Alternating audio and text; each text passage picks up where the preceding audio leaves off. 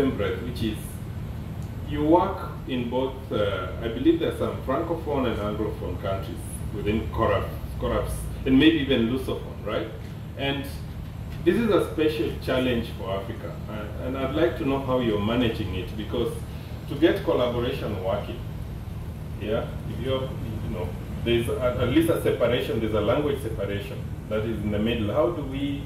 How are you addressing this challenge between Francophone, Anglophone, and others that exist in your very good test case, because you're dealing with that specific problem? It's a kind of two questions, but thank you very much. Is it on? Yeah, maybe you pass yours when you run. Thank you. I almost thought that you were going to hold me responsible for what is happening. No, I barely spared you of that. The truth of the matter is, this issue was discussed 3 years ago in Abidjan at the AGRF, and there are some historical reasons why we have that kind of situation. I'm not going to be able to go into the details, but I would say that it's a personal responsibility for all of us to make it a conscious action of changing the tide. As a scientist, when I was at IIT or ICRISAT or the World Vegetable Center, I made it a conscious decision that when I took students, I would have full parity. And I'm glad that several of them are pursuing or have completed their PhDs in Europe after the time they spent with me. So that's a personal relationship, a decision that we have to make. Now, at CORAF, we're trying to change things institutionally. For example, for the first time in the 30 years of existence of the organization, we have a board chair who is a woman, and that is likely to make things to change.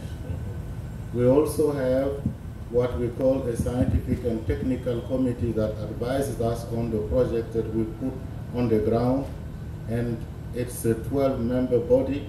We have achieved a 50-50% parity. Yeah. So that's the kind of thing that we're trying to do, knowing that leadership from the top can pull things much faster.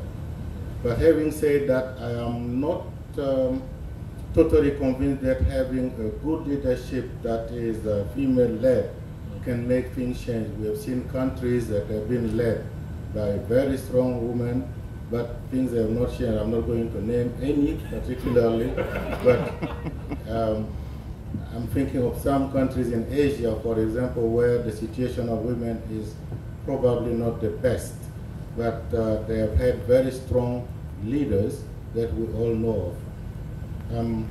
So, yeah. Let me dodge that question and now go to the other part. How do we work across language zones? Yeah. So, how do we work across language barriers in West and Central Africa?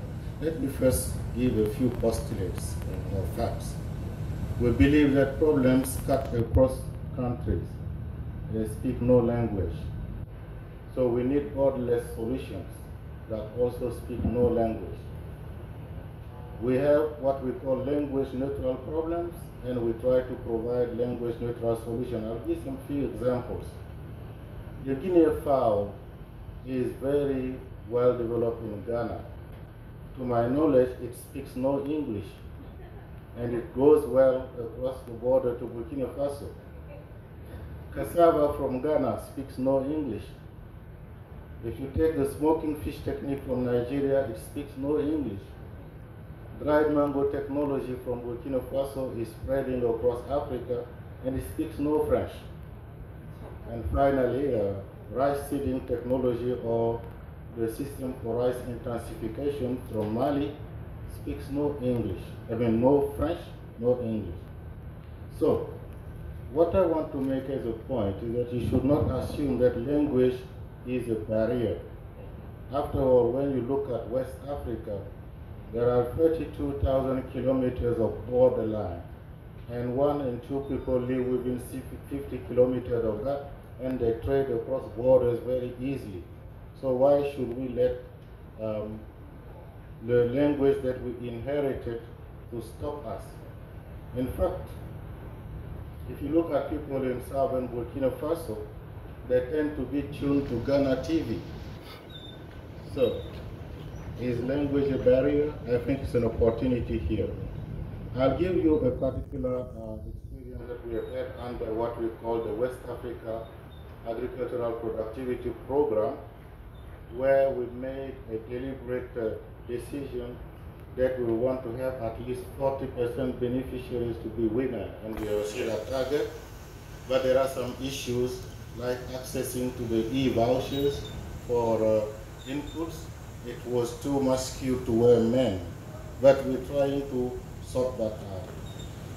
What we did was to have a number of countries volunteering to specialize in commodity that they consider to be their stronghold, and they will work for the whole of the region, pooling scientists and experts from the rest of the region. So if you're Ghanaian and you want to contribute in entomology on solving a problem on fruits and vegetables in Mali, in Burkina Faso, you're very much welcome. And we meet every 6 months. What we speak then is not English nor French.